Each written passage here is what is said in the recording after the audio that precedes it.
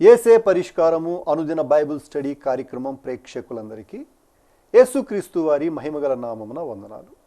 ప్రభువునందు ప్రియ దేవుని బిడ్డలారా, నేటి దినము డాక్టర్ కారుపాటి శ్యాన్సాగర్ గారి ద్వారా బైబిల్ స్టడీలోని వాక్య ధ్యానమును సామెతల గ్రంథము నుండి ధ్యానం చేసుకుందాం. మీరందరూ బైబిల్తోనూ నోట్బుక్తోనూ సిద్ధపడి ఉంటే డాక్టర్ కారుపాటి శ్యాన్సాగర్ గారు ప్రార్థన చేసి ఈ దినపు వాక్య పరిచర్య చేస్తారు. ప్రభువునందు ప్రియ దేవుని బిడ్డలారా, నేటి వాక్య ధ్యానము నిమిత్తము ప్రార్థన చేద్దాం. గత 5 దినాలుగా ఎపిసోడ్ సహకారులు లేరు. ప్రభువు ప్రతి అవసరము తీర్చినట్లు ప్రార్థించుకుందాం. మమ్ములను మిక్కిలిగా ప్రేమిస్తోన్న మా ప్రియ పరలోకపు తండ్రి, మీ పరిశుద్ధ గణనామమునకు కృతజ్ఞతలు, స్తోత్రాలు. నేటి వాక్య ధ్యానము మాకు దీవెనకరంగా ప్రసాదించండి. ఎపిసోడ్ సహకారులను పంపండి ప్రభు. ఘనత, మహిమ, ప్రభావాలు మీరు పొందండి. యేసు నామమున వేడుతున్నాము తండ్రి, ఆమెన్. ప్రభువునందు ప్రియ దేవుని బిడ్డలారా, దయచేసి మీ పరిశుద్ధ బైబిల్ గ్రంథాన్ని తెరవండి. సామెతల గ్రంథము 16వ అధ్యాయము 7వ వచనము మీ ఎదుట ఉంచుకొనండి. సామెతల గ్రంథము 16వ అధ్యాయము 7వ వచనము. ఒకని ప్రవర్తన యెహోవాకు ప్రీతికరమైనప్పుడు ఆయన వాని శత్రువులను సహా వానికి మిత్రులుగా చేయును. When a man's ways please the Lord, he makes even his enemies to be at peace with him. ఈ వచనం క్రైస్తవ ఆధిక్యతను, క్రైస్తవ ప్రయోజకత్వాన్ని తెలిపేది. ఒకని నడత, ఒకని ప్రవర్తన, ఒకని మార్గములు దేవునికి ప్రీతికరమైనవైనప్పుడు, చూడండి, ప్రీతికరమైనది, దేవునికి ప్రీతికరమైనది, విచ్ ప్లీజెస్ గాడ్, దేవుని సంతోషపెట్టేది ఏమిటి? హెబ్రీ పత్రికలో 11వ అధ్యాయం 6వ వచనంలో చెప్పాడు, విశ్వాసము లేకుండా దేవునికి ఇష్టుడై ఉండుట అసాధ్యము. Faith pleases God. యేసుక్రీస్తు ప్రభు దగ్గర సురోఫెనికా స్త్రీ తన కుమార్తెకు దయ్యము పట్టినది అని విడిపించమని వేడుకోవటానికి వచ్చింది. ఆమె అన్యురాలు. ప్రభువు పిల్లలకు వేయాల్సినది కుక్కలకు వేయకూడదు. యూదులకు అన్యులకు ఉన్న వ్యత్యాసాన్ని చెబుతూ ఆమెలో ఉన్నటువంటి విశ్వాసము వెలుపలికి రప్పించారు. వెంటనే ఆవిడ అంది, పిల్లలు బల మీద భోంచేసిన తర్వాత మిగిలిన ముక్కలు కుక్క పిల్లలు తింటాయి కదూ, అక్కడ అమ్మా నీ విశ్వాసము గొప్పది, నీ కుమార్తె స్వస్థపడింది, వెళ్ళమన్నాడు. ఆమె విశ్వాసము యేసును ప్లీజ్ చేసింది, ఆయనకు ప్రీతికరమైపోయింది. వెనుక నుండి వస్త్రపు చెంగు ముట్టిన ఎడల నేను బాగుపడతాను అనుకొని వచ్చి ఆమె రక్తస్రావము గల స్త్రీ ప్రభువు యొక్క వస్త్రాన్ని ముట్టుకుంది. అమ్మా నీ విశ్వాసము నిన్ను స్వస్థపరిచింది. ఆ వస్త్రపు చెంగు ముట్టుదును అనుకొనుట యేసును ప్లీజ్ చేసింది. అర్థమవుతుందా? ప్రభువా నీకు ఇష్టమైతే నీవు నన్ను శుద్ధినిగా చేయగలవు అని విశ్వాస ప్రదర్శన చేశాడు. చూశారు కుష్ఠరోగి మత్తయి సువార్త 8వ అధ్యాయంలో. అది ఆయన్ని ప్లీజ్ చేసింది. నాకు ఇష్టమే, ముట్టి మరీ శుద్ధిని చేశాడు. కనుక విశ్వాసము నీ మార్గములో, నీ జీవితములో ఉన్నప్పుడు నీ మార్గములు దేవునికి ప్రీతికరంగా ఉంటాయి. సువాసన భరితమైనటువంటి స్థలములో మనం నివసించడానికి ఇష్టపడతాం. ఇంకాసేపు కూర్చుందాం ఉందాం అనుకుంటాం. దేవునికి అనుకూలమైన సువాసన భరితమైన అనుకూలమైన జీవితం మన జీవితంలో ఉన్నప్పుడు ఆయన మనలను అంగీకరిస్తాడు. చూడండి, కొందరు దుర్గంధపూరిత జీవితాలు జీవిస్తున్నారు. దుర్గంధపూరితం అంటే పేదరికం కాదు సుమా.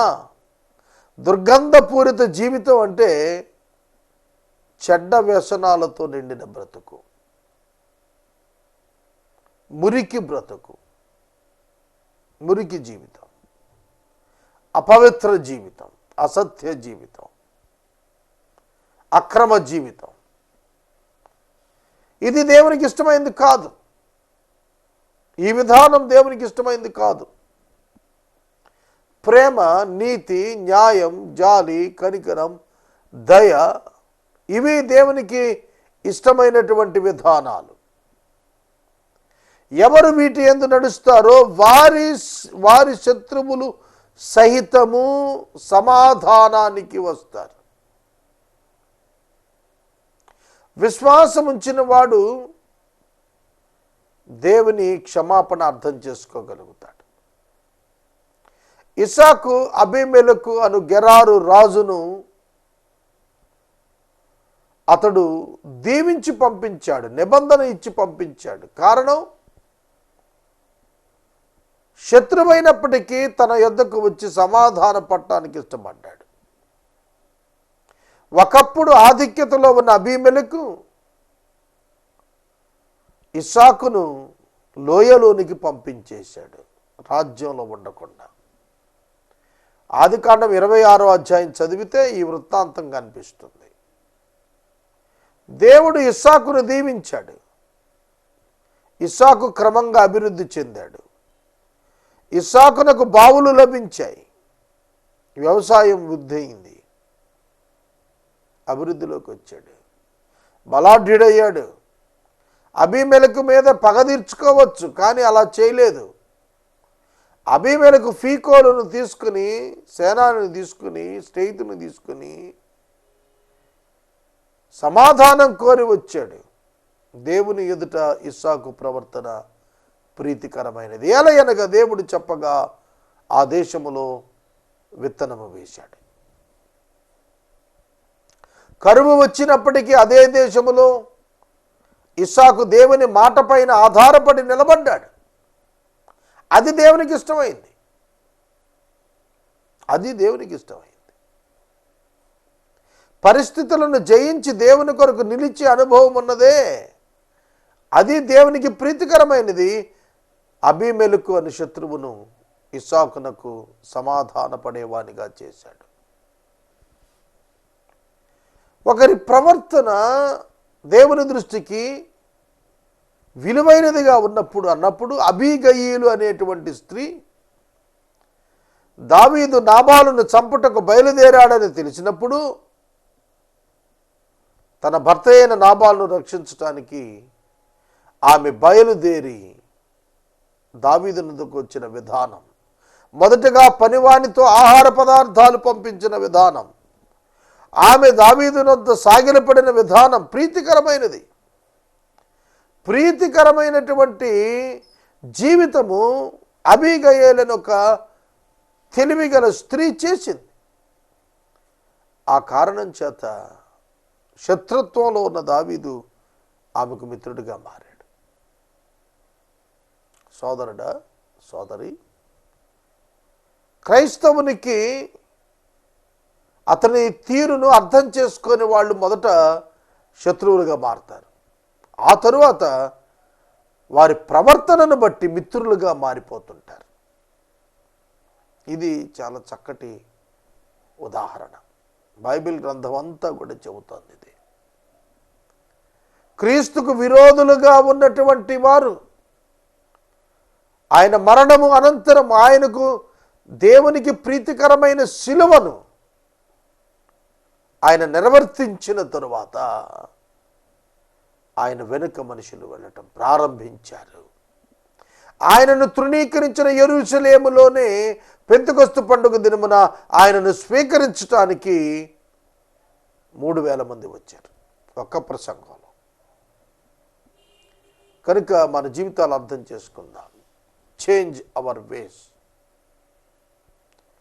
మన యొక్క విధానాలు మారినప్పుడు, మనం ప్రీతికరమైన వారముగా దేవుని పట్ల విశ్వాసము కనబరిచినప్పుడు, విలువలు కనబరిచినప్పుడు, దేవుడే సమాధానము లేని స్థితిలో నుండి సమాధానకరమైన స్థితిలోనికి తీసుకొని వస్తాడు. వారి శత్రువులను వానికి మిత్రులుగా కూడా అని అన్నప్పుడు ఇతరులు అనేకులు మిత్రులు ఏర్పడతారు, శత్రువులు కూడా మిత్రులుగానే వస్తారు అన్నప్పుడు ఒక వ్యక్తి ఎంత ఘనతలోకి వస్తున్నాడు, ఆధిక్యతలోకి వస్తున్నాడు. యోబు తన యొక్క జీవితంలో తాను శ్రమ పొందిన తరువాత, దేవునికి ఇష్టడైన తరువాత, శత్రువులుగా ప్రవర్తించినటువంటి మిత్రులు 3 తిరిగి అతనికి మిత్రులుగా మారారు. అంటే యాటిట్యూడ్స్ డిఫరెన్స్, అంతరంగాల్లో వ్యత్యాసం, అభిప్రాయాల్లో వ్యత్యాసం ఉన్న వారు కూడా యోబుతో సమాధానపడ్డారు. 8వ వచనం, అన్యాయము చేత కలిగిన వచ్చుబడి కంటే నీతితో కూడిన కొంచెమే శ్రేష్టం. Better is a little with righteousness than great revenues with injustice. Revenues అంటే ఆదాయాలు, కలిగేటువంటి ఆదాయాలు అపవిత్రతతో, అన్యాయముతో, అవినీతితో కూడిన ఆదాయాల కంటే న్యాయముగా, నీతిగా కలిగేటువంటి కొంచెమే మేలు. ఇది పలుసార్లు మనం ఈ యొక్క గ్రంథ ధ్యానాల్లోనే ధ్యానించాము.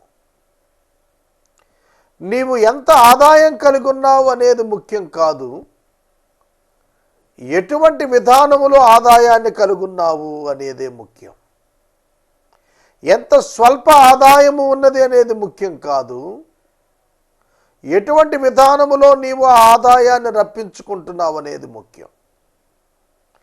కనుక నీతితో కూడిన, న్యాయముతో కూడిన, పవిత్రతతో కూడిన కొద్దిపాటి ఆదాయం కూడా ఉన్నతమైనదిగా ఎంచబడుతుంది. దేని ఎదుట? అన్యాయముతో కూడినటువంటి మార్గము ఎదుట, అక్రమముతో కూడినటువంటి ఎర్నింగ్ ఎదుట న్యాయపరమైనటువంటి ఎర్నింగ్ ఘనమైనదిగా ఉంటుంది. ఒకడు తాను చేయబోవున్నది హృదయములో యోచించుకొనును, యెహోవా వాని నడత స్థిరపరచును. The heart of man plans his way but the Lord establishes his steps. But అనే పదం ఇక్కడ రిప్రజెంట్ అవుతోంది. కానీ అనేటువంటి ఒక పదం 2 లైన్లు కలుపుతోంది. ఏమిటంటే, ఒకడు తాను చేయబోవున్నది హృదయంలో యోచించుకొనును గాని యెహోవా వాని నడత స్థిరపరచును. ఎవరి కాళ్ళు ఏది పడితే ఆలోచించేసుకుంటే అది స్థిరపడుతుందా? కాదు. ఎవరెన్ని ఆలోచించినా కానీ దేవుడు ఇచ్చే స్థిరత ఆయన యొక్క ఇష్టానుకూలమైన నడతను బట్టే ఉంటుంది. ఇది వాస్తవం. మనం ఎన్నో ఆలోచనలు కలిగి ఉంటాం. ఆలోచనలు సఫలమవుతున్నాయా?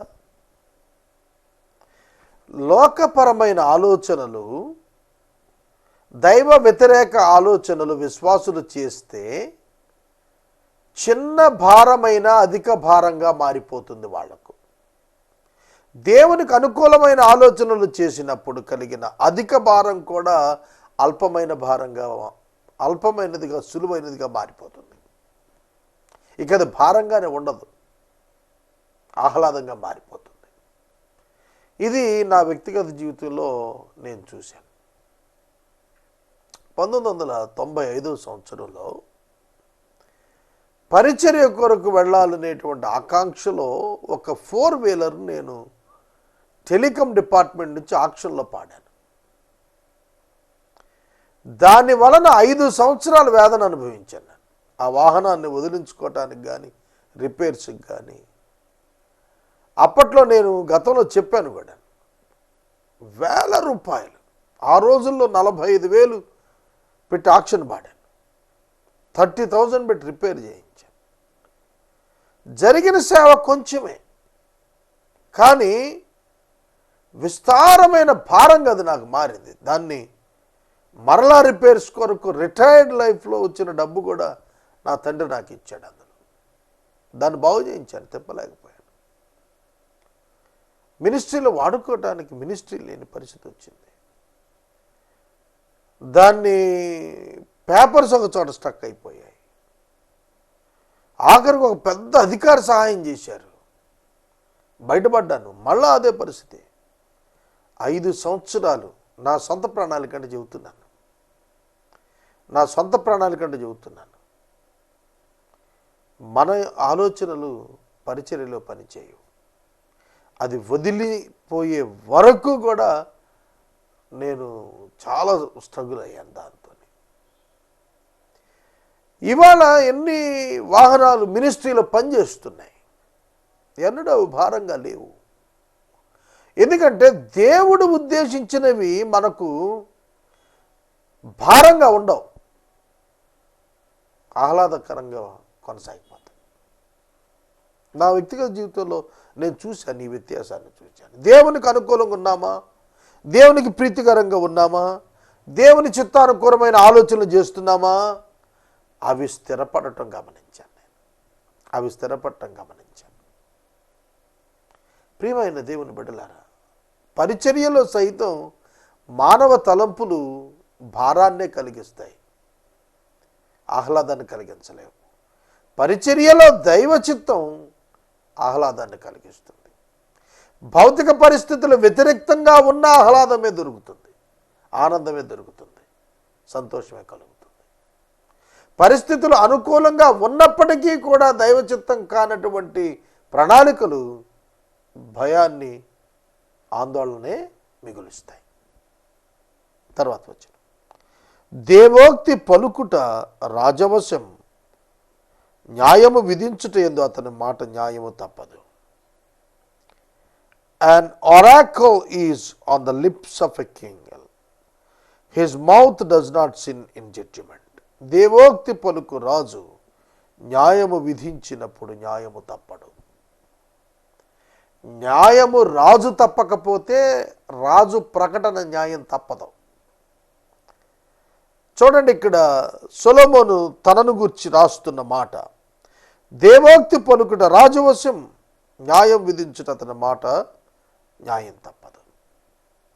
దేవుని చేత ఏర్పరచబడినటువంటి రాజు అదే ఉద్దేశాల్లో కొనసాగుతున్నప్పుడు అతని నోటి వెంబడి ప్రజాక్షేమం కొరకు వచ్చేటువంటి మాటల్లో అన్యాయం ఉండదు, అన్యాయం ఉండదు.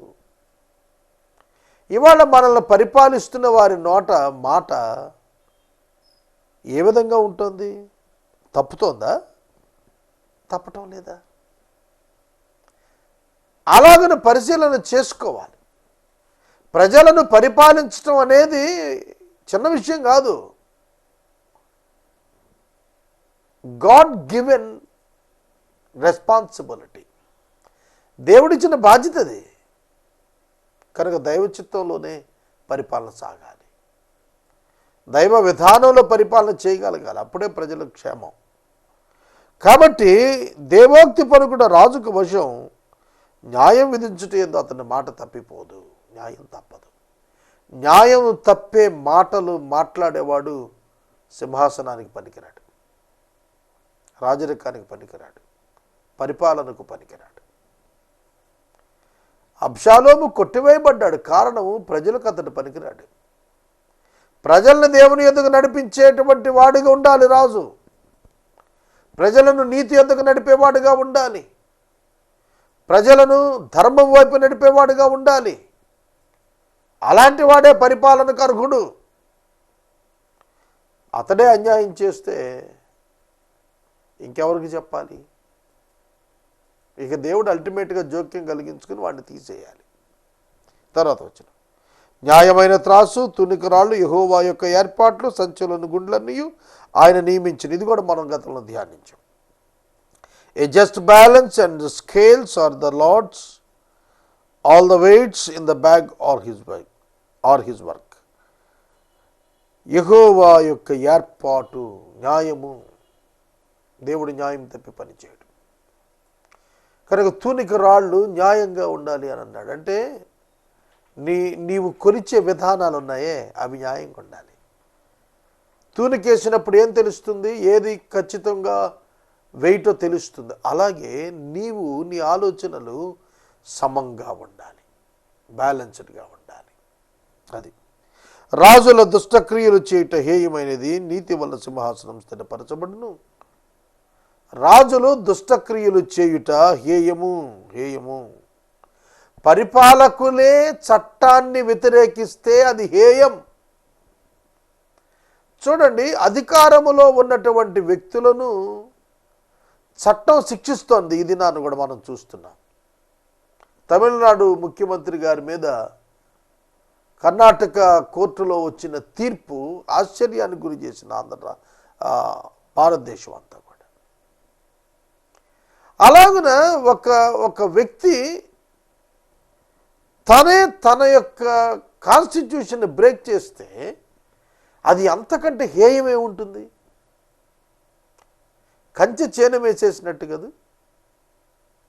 ద్వారపాలకుడు డబ్బు తీసుకొని లోపలకు అనుమతించేస్తుంటే అతని ధర్మానికి, వృత్తికి ద్రోహం కదూ. అది హేయమైన క్రియ కాదా?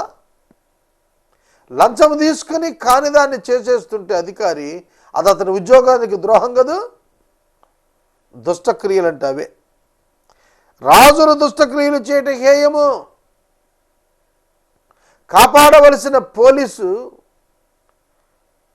కాపాడకపోతే, దుష్టుల్లో చేరిపోతే హేయము కదూ. అలాగా ప్రతి వ్యక్తి కూడా చూసుకోవాలి.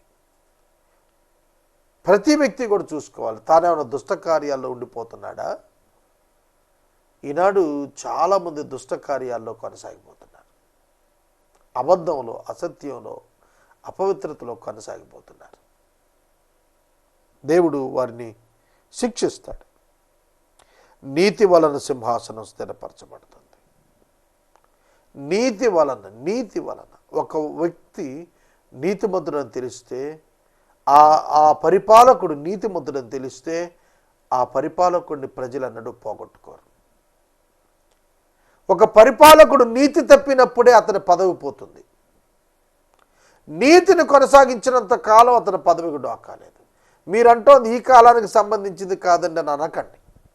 ఏ కాలానికైనా వాక్యమే. నీతే సింహాసనాన్ని స్థిరపరిచేది, అవినీతి కాదు. అవినీతి పరులకు ప్రజలు బుద్ధి చెబుతారు కూడా. చరిత్ర ఇది. నేను చెబుతోంది ఏదో ఈ సంవత్సరం పై ఎలక్షన్, అంతకుముందు ఎలక్షన్ కాదు. అవినీతిని ప్రజలు హర్షించరు, నీతిని హర్షిస్తారు. ఇంకో విషయం తెలుసా, అవినీతి పరుడు కూడాను నీతి గురించే మాట్లాడతాడు. నీతినే కోరుకుంటాడు, ఆకాంక్షిస్తాడు. అవినీతి పరుడు అవినీతి జరిగిపోవాలని కోరుకోడు, నీతే జరగాలని కోరుతాడు. అవినీతి పరుడు తన విషయంలో కొన్ని సందర్భాల్లో అవినీతిని ప్రోత్సహించుకుంటుంటాడు, కానీ ఓవరాల్గా అంత అవినీతే ఉంటే బాగుంటుంది అనేవాళ్ళు ఎవరు ఉంటారా? సమాజంలో ఉండరు. అందుకని చెబుతున్నాడు, నీతి వలన సింహాసనం స్థిరపరచబడుతుంది. నీతి వలన, righteousness, it is an abomination to the king to do evil, for the throne is established by the righteousness. But the throne is established by righteousness. సింహాసనములు నీతి చేత స్థిరపడతాయి. ప్రజాస్వామ్యమే కాదు, రాజరికమే కాదు, ఏదైనప్పటికీ కూడా. నీతి గల పెదవులు రాజులకు సంతోషకరాలు, యథార్థవాదులు వారికి ప్రియులు. రాజులను గురించి రాస్తున్నాడు. సత్యము చెప్పేవారంటే రాజులకు ఇష్టం, యథార్థంగా ఉండేవారంటే ప్రియమైన వారు. ఎందుకంటే అడ్మినిస్ట్రేషన్లో యథార్థంగా ఉండేవాడిని ప్రేమిస్తాం. ఇది సాధారణంగా జరిగేది. అడ్మినిస్ట్రేషన్లో పరిపాలనలో యథార్థవంతులదే పెద్దపీట. ఒక ఫైల్ ఒక అధికారికి ఒక మినిస్టర్ ఇచ్చాడు అనుకోండి, యథార్థంగా లేకపోతే ఎంతకాలం ఉంచుతాడు ఆ సీట్లో మినిస్టర్? అతన్ని ఉంచడం. యథార్థంగా ఉంటే ఉంచుతాడు, యథార్థత లేకపోతే తొలగించబడతారు. కనుక యథార్థవంతులు అంటే రాజులకు ప్రియం, పరిపాలకులకు ప్రియం. ఎందుకంటే అడ్మినిస్ట్రేషన్లో అలాంటి వారు కావాలి. యథార్థత తప్పేమో పదవి పోతుంది, ఉద్యోగం పోతుంది, ఆధిక్యత పోతుంది. అదే చెబుతున్నాడు ఇక్కడ. రాజులకు నీతిగల పెదవులు సంతోషం, యథార్థవంతుల వారికి ప్రియులు. రాజు క్రోధము మరణదూత, జ్ఞాని అయిన వాడు ఆ క్రోధాన్ని శాంతిపరుస్తాడు. రాజులకు కోపం వచ్చిందో చంపేయమంటారు. జ్ఞానం కలిగిన వాడు ఉంటే పక్కన ఆ రాజు శాంతాన్ని తగ్గిస్తూ ఉంటాడు. రాజుల ముఖ ప్రకాశం వల్ల జీవం కలుగుతుంది, వారి కటాక్షము కడవరి వానమబ్బు. ఈ వచ్చిన దగ్గర నేను వాక్యాన్ని నిలుపుదల చేస్తున్నాను. రేపటి వాక్య ధ్యానం 16 వచ్చిన నుండి ధ్యానం చేద్దాం, ప్రార్థన చేసుకుందాం. మనము ఇంతవరకు డాక్టర్ కారుపాటి శ్యాంసాగర్ గారి ద్వారా బైబిల్ స్టడీలోని వాక్య ధ్యానమును సామెతల గ్రంథం నుండి ధ్యానం చేసుకుందాం. ఈ కార్యక్రమం ద్వారా మీరు పొందుకునుచున్న ఆత్మీయ మేలులు ఒక ఉత్తరం ద్వారా మాకు తెలియచేయండి. మీ ప్రార్థనా మనవులు మాకు తెలియచేస్తే ఏసే పరిష్కారం కార్యాలయంలో ఏర్పాటు చేసిన ప్రత్యేక ప్రార్థనా శిబిరంలో మీ కొరకు ప్రార్థిస్తాం. మీ కుటుంబ పక్షముగా ఒక ఎపిసోడ్ ప్రసారం చేయాలనుకున్నారు మాకు తెలియచేస్తే మా సిబ్బంది మీ గృహాలను దర్శిస్తారు. ముగింపు ప్రార్థన ఆశీర్వాదాలతో ఈ కార్యక్రమాన్ని ముగించుకుందాం. ప్రభువునందు ప్రియా దేవుని బిడ్డలారా, నవంబర్ మాసము మనం ముగించుకున్నాం. డిసెంబర్ మాసంలో రేపటి నుండి ప్రవేశించబోతున్నాం. ఎపిసోడ్ సహకారులు డిసెంబర్ మాసం అంతా కావాలి. క్రిస్మస్ మాసం కొంచెం ఫైనాన్షియల్ క్రైసిస్ మినిస్ట్రీకి వచ్చే అవకాశం ఉంటుంది కనుక అధికంగా ప్రార్థన చేద్దాం. ప్రభు కృప కొరకు వేడుకుందాం. ఆయనకు అసాధ్యమైంది ఏదీ లేదు. నవంబర్ మాసం అంతా సహకారం ఇచ్చిన ప్రతి కుటుంబానికి ప్రత్యేక ధన్యవాదాలు. ప్రార్థన. మమ్మల్ని మిక్కిలిగా ప్రేమిస్తున్న మా ప్రియ తండ్రి, వందనాలు. వాక్యము భిన్న బిడ్డలను దీవించు. ఈ మాసము కాపాడినందుకు స్తోత్రాలు.